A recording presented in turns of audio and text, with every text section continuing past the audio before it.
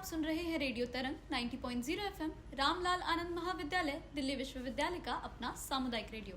और मैं हूं आपकी दोस्त खुशी।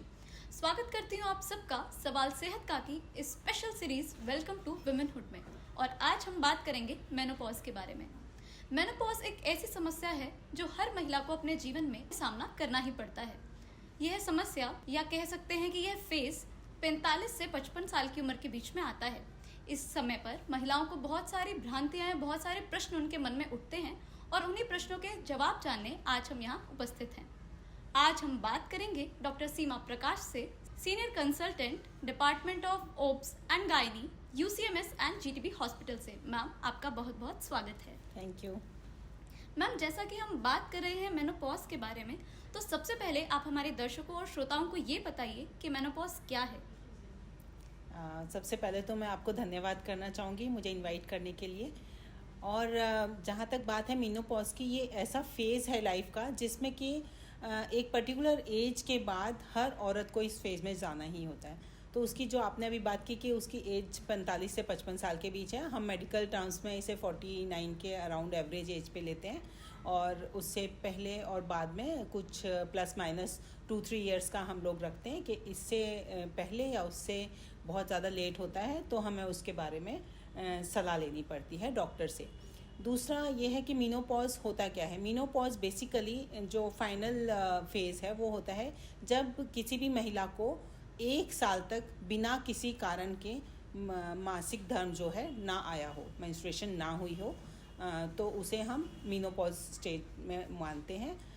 पर उसे कंफर्म करने के लिए ये है कि जैसे जो हमारी महिलाएं रिप्रोडक्टिव एज में है, मतलब बच्चे पैदा करने वाली जो स्टेज होती है, मतलब 40s हैं, 35, 40, 50 के एज में, कभी भी हमें जब भी ऐसा लगे कि महीने बंद हो गए हैं तो हमें एक चीज़ है कि सबसे पहले प्रेगनेंसी रूल आउट करनी होती है कि कहीं वो प्रेग्नेंट तो नहीं है।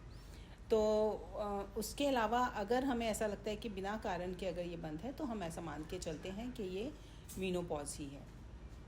मैम, इस समय के दौरान हमें कौन कौन से शारीरिक और मानसिक लक्षण दिखाई देते हैं, यानी हमारी बॉडी में कौन से चेंजेस आते हैं मेनोपॉज के टाइम? बहुत सारे चेंजेस आते हैं। कुछ चेंजेस ऐसे होते हैं जो महिलाओं को थोड़ा सा परेशान करते हैं। इसमें हम जो डिवाइड करते हैं चेंजेस को, सबसे पहले तो जैसे मूड चेंजेस हैं कि जल्दी गुस्सा आना, चिड़चिड़ापन होना, या जिसे कहते हैं इरिटेबिलिटी, मतलब छोटी बात पे ज़्यादा बढ़ के वो होना, इस तरीके की चीज़ें हो सकती हैं। दूसरी चीज़ होती है जैसे जो हमारे शारीरिक जो परेशानी होती है जिसमें कि जैसे कि घुटनों में दर्द, जोड़ों में दर्द, हड्डियों में दर्द, इस तरीके के दर्द हो सकते हैं। उसके अलावा स्किन ड्राई होने लगती है। बाकी जैसे जो हस्बैंड वाइफ हैं आपस में संबंध बनाने का मन नहीं होता। एकदम तेज़ गर्मी के लक्षण आ सकते हैं। सडनली आपको ऐसा लगता है कि जैसे बहुत तेज़ शरीर में से आग निकल रही है, उसे हम हॉट फ्लशेस कहते हैं। और उसके अलावा जेनिटो यूरिनरी सिम्टम्स होते हैं, जैसे भी पेशाब में जलन होना या गुप्तांगों में जलन होना, इस तरीके के कई लक्षण हैं जिसमें कि ड्राइनेस एक मुख्य कारण होता है जिसकी वजह से हो सकता है। तो ऐसे जब लक्षण होते हैं तो लगता है कि कई बार ऐसा होता है कि अनकंट्रोलेबल जब हो जाते हैं तब इलाज की ज़रूरत पड़ सकती है। मैम, इस समय पे हमारी बॉडी के कौन कौन से जो हार्मोन्स हैं उनमें चेंज आता है और इसका हमारी बॉडी पे क्या इफेक्ट पड़ता है? बेसिकली जो हमें हार्मोन्स हैं, जैसे जो फीमेल हार्मोन्स जो ईस्ट्रोजन, प्रोजेस्टेरोन है, मेन जो इम्पैक्ट है, जैसे ईस्ट्रोजन काफ़ी कम होने लगता है मेनोपॉज होते ही, तो उसकी वजह से बोन लॉस, मतलब ऑस्टियोपोरोसिस जिसे हम बोलते हैं कि हड्डियों में कमज़ोरी आने लगती है, जिसकी वजह से ही ये जो हम बात कर रहे हैं कि जोड़ों में दर्द या बोन पेन जो हो जाता है, शुरू हो जाता है, वो होता है। उसके अलावा जो है ये स्किन पे जो उसका इफ़ेक्ट है कि ड्राइनेस आने लगती है, यूरिन में जलन होने का, या मतलब बहुत फ्रीक्वेंसी जो होती है, मतलब तेज़ जल्दी पेशाब आना, बार बार पेशाब आना, या जब संबंध बनाती हैं तब उनको एकदम से दर्द होना, या जिसे कहेंगे कि एकदम गर्मी वाली जो फीलिंग आती है, सडन जो हॉट फ्लशेस हो जाते हैं, उस तरीके के जो सिम्टम्स हैं वो आना शुरू हो जाते हैं इन सारे हार्मोन्स की कमी होने की वजह से। ओवरीज काम करना बंद कर देती हैं। बेसिकली ओवरीज धीरे धीरे उनका विद एज जो है फंक्शन कम होना शुरू हो जाता है, तो इसलिए ये सारे सिम्टम्स आने शुरू हो जाते हैं हार्मोन्स की कमी से। जैसा आप बात कर रहे थे कि हड्डियों और जोड़ों की समस्या बहुत बढ़ जाती है, तो इस समय हमें उस समस्या को ठीक करने के लिए क्या करना चाहिए? कोई दवाई लेनी चाहिए या कोई सप्लीमेंट लेना चाहिए? देखिए, 2 तरीके की मैंने सिम्पटम्स बताए। एक तो हैं जो कि हम नेचुरली बोलते हैं कि जैसे हमारी जितनी भी महिलाएं होती हैं उसे नेचुरल वे में लेती हैं कि मीनोपॉज है, उससे रिलेटेड सिम्टम्स हैं, थोड़े बहुत हैं जो आते हैं और वो उनको कंट्रोल कर लेती हैं, मतलब उन्हें सहन कर लेती हैं। कुछ होते हैं जो कि सहन होने लायक नहीं होते, असहनीय जब हो जाते हैं, या थोड़ी महिलाएं जैसे जिनका कि थोड़े सिम्टम्स भी लगता है कि उनको उनसे परेशानी हो रही है। जब उन्हें परेशानी होने लगे तो उन्हें डॉक्टर्स के पास जाना चाहिए। और बेसिकली जो इसका अभी जो इलाज है वो हम जैसे ये देखते हैं कि हमें ये कारण पता है कि उनमें हार्मोन्स की कमी हो रही है, तो हम पहले क्या था कि हम उन्हें सीधा हार्मोन्स देने की कोशिश करते थे, पर अभी क्या है कि हम उनके हार्मोन्स की वजह से जिन चीज़ों की उनके शरीर में कमी हो रही है, जैसे कैल्शियम की कमी हो रही है, मल्टीविटामिन्स की कमी हो रही है, डाइटरी इम्प्रूवमेंट है, वो सब चीज़ें जिनसे कि उन्हें वो ज़्यादा अमाउंट में मिले डाइट में, और वो जनरल वेलबींग के लिए हम ज़्यादा कोशिश करते हैं कि उससे हो, अनटिल अनलेस कि बहुत ही हाई लेवल पे उनका मतलब डेफिशिएंसी या बहुत हाई लेवल पे सिम्टम्स आ रहे हैं जो कि उन्हें बहुत ज़्यादा परेशान कर रहे हैं, तो हम उन्हें हार्मोन्स देने का कोशिश करते हैं।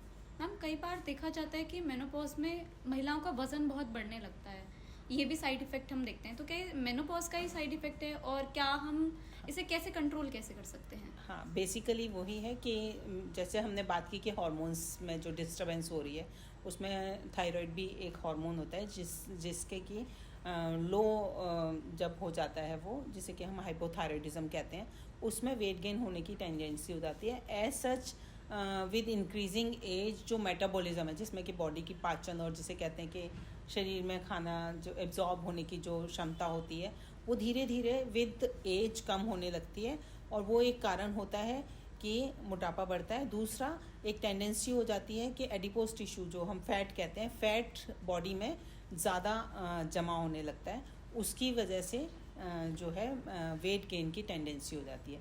तीसरा जो है, जैसा कि मैंने बताया कि सिम्टम्स कुछ इस तरह के होते हैं कि जैसे जल्दी थकान होना या पेन्स होना, इस तरीके के जो सिम्टम्स हैं उनकी वजह से थोड़ी एक्टिविटी भी कम हो जाती है, जिस वजह से भी मोटापा बढ़ सकता है। हम जैसे आप बॉडी एक्टिविटी की बात कर रहे थे, तो इससे जुड़ा अगला सवाल ये है कि हमें इस टाइम पे अपने लाइफस्टाइल पर कैसे ध्यान देना चाहिए? क्या खाना चाहिए, कोई एक्सरसाइज या कोई सप्लीमेंट या कोई दवाई, ऐसा कुछ? बिल्कुल, बहुत अच्छा आपने ये क्वेश्चन पूछा, क्योंकि जो आज हम जिस बारे में बात करते हैं उसमें हमारा जो मेन फोकस है वो activity, basically exercise and diet. Lifestyle modification plays a very important role in menopausal management. तो हम लोग इन लोगों को विदाउट एनी टेस्ट, ये जो ऐसी चीज़ें lifestyle modification, diet and exercise, इनके लिए हमें किसी टेस्ट की ज़रूरत नहीं है। कोई भी अगर लेडी हमारे पास आती हैं, पेशेंट आती हैं, वो हमें इस तरीके की परेशानी बताती है, तो हमारा इनिशियल जो होता है वो उनका जैसे BMI चेक किया, उनके जनरल चेकअप करने के बाद सबसे पहली एडवाइस डाइटरी एडवाइस होती है, जिसमें हम थोड़ा सा उनको फैट कम करने के लिए कहते हैं, कैल्शियम रिच डाइट कहते हैं, हाई प्रोटीन डाइट लेने को बोलते हैं। साथ में उन्हें हर दिन 1 घंटा एक्सरसाइज, वो किसी भी फॉर्म में हो सकती है, वो ब्रिस्क वॉक कर सकती हैं, तेज़ चल सकती हैं, नहीं चला जा रहा तो थोड़ा धीरे चल सकती हैं, या योगा कर सकती हैं, या और डिफरेंट तरीके की कोई एक्सरसाइजेज जो भी उनके पास अवेलेबल है वो कर सकती हैं। उसके अलावा उनको हम ये भी बोलते हैं कि जो उनके रिलेटेड सिम्टम्स हैं उनसे रिलेटेड, जैसे सपोज़ कोई पेशेंट अनीमिक है तो हाई आयरन रिच डाइट उनको हम एडवाइस करते हैं, और मल्टीविटामिन्स हम उन्हें दे सकते हैं। हम मेनोपॉज के बाद महिलाओं को ऐसे कौन से रेगुलर चेकअप्स हैं जो कराने चाहिए? क्योंकि उसके बाद होता है कि हमारी बॉडी से जो है पीरियड्स बंद हो चुके हैं, तो इसके बाद क्या कोई बीमारी आने का खतरा है या किसी तरह का चेकअप जो है हमें रेगुलरली कराना चाहिए? बिल्कुल, बहुत अच्छी बात। बेसिकली ये है कि क्योंकि हार्मोन्स बॉडी में ईस्ट्रोजन कम हो रहा है, तो हमारा बोन लॉस के लिए ज़्यादा है, हम प्रोन टू फ्रैक्चर्स हो जाते हैं, मतलब जिसे हम बोलते हैं कि पैथोलॉजिकल फ्रैक्चर हो गया, मतलब जरा सा कुछ मुड़ा और फ्रैक्चर हो गया। ऐसा आपने कई बार देखा होगा, ये जो बुज़ुर्ग लोग हैं उनको इस तरीके की चीज़ें हो जाती हैं, तो वो कैल्शियम हमें एक्स्ट्रा देना होता है। उसके अलावा रेगुलर चेकअप्स में जैसे हमारे हार्ट पे भी इसका इफ़ेक्ट हो सकता है कि कार्डियक जो हमारे, क्योंकि एडिपोज टिश्यू ज़्यादा बढ़ रहा है, हमारी आर्टरीज़ में एथेरोस्क्लेरोसिस बोलते हैं, मतलब फैट जमा होने की टेंडेंसी बढ़ जाती है, तो हमें लिपिड प्रोफाइल कराना होता है, मतलब बॉडी में कोलेस्ट्रॉल कितना है, बाकी लिपिड्स कितने हैं वो देखने होते हैं। उसके अकॉर्डिंगली हमें उनके रिलेटेड दवाई देनी होती है। बीपी बढ़ने की टेंडेंसी हो सकती है उसकी वजह से ही, तो उससे रिलेटेड जितनी भी चीज़ें हैं वो करनी होती हैं। उसके अलावा जो है हम हार्मोन लेवल्स देख सकते हैं, कैल्शियम लेवल देख सकते हैं। बोन्स में एक जो टेस्ट होता है जिसे हम कहते हैं कि डेक्सा स्कैन, मतलब उससे हम बोन्स की डेंसिटी देखते हैं कि कितनी डेंसिटी है बोन्स में। जितनी डेंसिटी कम होती जाती है उतना ही वो फ्रैक्चर के लिए प्रोन होती जाती है। एक तीसरी चीज़ जो है वो हम ब्रेस्ट का देखते हैं, क्योंकि जैसे ही हमारी बॉडी उस तरीके के हार्मोन्स के लिए एक्सपोज हो रही होती है, जैसे ईस्ट्रोजन अगर सपोज हम देना चाहते हैं, तो जो उससे डिपेंडेंट ट्यूमर्स होते हैं या कैंसर्स होते हैं उनके लिए हमें स्क्रीनिंग करनी होती है, जिसको कि हम अल्ट्रासाउंड कर सकते हैं ब्रेस्ट का या फिर मेमोग्राफी कर सकते हैं। मैम, मेनोपॉज के फेज में क्या हमारी सेक्सुअल हेल्थ या सेक्सुअल लाइफ जो है वो प्रभावित होती है? क्या इसके स्टार्टिंग फेज में प्रेगनेंसी कंसीव की जा सकती है? हाँ, बिल्कुल हो सकती है, क्योंकि जो हमारा मीनोपॉज हम ट्रांजिशन कहते हैं, जिसे हम कहते हैं पेरीमीनोपॉज, वो उसमें कई बार ऐसा होता है कि कुछ समय के लिए पीरियड्स बंद हुए और उसके बाद फिर से पीरियड हो गए, जो कि महिला को कई बार ऐसा पता नहीं चल पाता कि उसे वो पीरियड होने वाला है। And if they are sexually active they can become very well pregnant at that time. And वो क्यों मिस हो जाती है प्रेगनेंसी, क्योंकि वो उसको मीनोपॉज से ही कोरिलेट कर रही होती हैं। वो पता ही नहीं चलता उन्हें कि वो पीरियड जो बंद हुआ था वही कंटिन्यू इनटू प्रेगनेंसी हो गया। तो वो एक कारण होता है कि उसमें हो जाता है। दूसरा ये है कि जैसे जो पेरीमीनोपॉजल एज है वो कई फीमेल्स में थोड़ा जल्दी भी हो सकती है। ऐसा कोई ज़रूरी नहीं है कि फ़िक्स है कि 45 ईयर्स पे ही होगा या 48 ईयर्स पे ही होगा। It can be related to familial history also. Ma'am, क्या मेनोपॉज से रिलेटेड कोई मिथ्स या गलतफहमियां हैं जो आपके पेशेंट्स आपके पास लेकर आते हैं? हाँ, मिथ्स तो बहुत सारे हैं। जैसे कि कुछ लोग हैं जिन्हें ऐसा लगता है कि इसके बारे में बात ही नहीं करनी है। सबसे पहले तो उन्हें ये हिच होता है कि इसके बारे में बात क्यों करनी। उन्हें लगता है ये बिल्कुल नेचुरल चीज़ है, इसके बारे में क्यों बात करनी। कुछ ऐसे सिम्टम्स हैं जिन्हें बताने में वो कतराते हैं, जैसे कि सेक्सुअल जो हेल्थ की आपने बात की, सेक्सुअल हेल्थ के बारे में फीमेल्स बात करने से कतराती हैं, जबकि ये भी बहुत इंपॉर्टेंट पार्ट है। अगर उनको इससे रिलेटेड कुछ भी परेशानी हो रही है, they should come to the doctor and tell that what is the problem they are facing. Because ultimately if they is जिसे हम डिस्पेरोनिया कहते हैं या पेन ड्यूरिंग कोइटस कहते हैं, तो उसमें अगर उन्हें परेशानी हो रही है तो हो सकता है अंदर कुछ और भी बीमारी हो। नेचुरल मीनोपॉज के अलावा भी कुछ हो सकता है, जिसके लिए कि रेगुलर चेकअप होना बहुत ज़रूरी है एट एवरी स्टेज। मैम, अंत में जाते जाते आप हमारे श्रोताओं को क्या सलाह देना चाहेंगे कि कैसे वे अपनी जीवन शैली अच्छी बनाए रखें? देखिए, मैं यही कहना चाहूँगी कि एक एज के बाद हर महिला को अपनी लाइफस्टाइल और अपनी डाइट पे खास ध्यान देना चाहिए। कई बार ऐसा होता है जैसे कि वेजिटेरियन फीमेल्स जो हैं वो कुछ डाइटरी डेफिशिएंसीज उनमें रह जाती हैं, तो उन्हें ऊपर से सब्स्टिट्यूट्स लेना कोई उसमें परेशानी नहीं है। मल्टीविटामिन्स ले सकती हैं, आयरन ले सकती हैं, कैल्शियम ले सकती हैं, विटामिन सी ले सकती हैं, विटामिन ई ले सकती हैं। तीसरी चीज़, अपने को एक्टिव ज़रूर रखना है। जो आपकी एक्टिविटी है उसे आप कम ना होने दें। चौथी चीज़ जो है, अगर कोई भी आपको सिम्टम आ रहा है, whether it is related, you think it is related to menopause or not, any symptom which you feel was not there earlier, you must go to the doctor. इतनी महत्वपूर्ण जानकारी देने के लिए आपका बहुत बहुत धन्यवाद मैम। Thank you. अभी आपने सुना वेलकम टू वुमेनहुड सीरीज का मेनोपॉज पर आधारित हमारा एक खास कार्यक्रम। ऐसे ही और कार्यक्रमों के लिए हमसे जुड़े रहिए रेडियो तरंग पर। धन्यवाद। Thank you.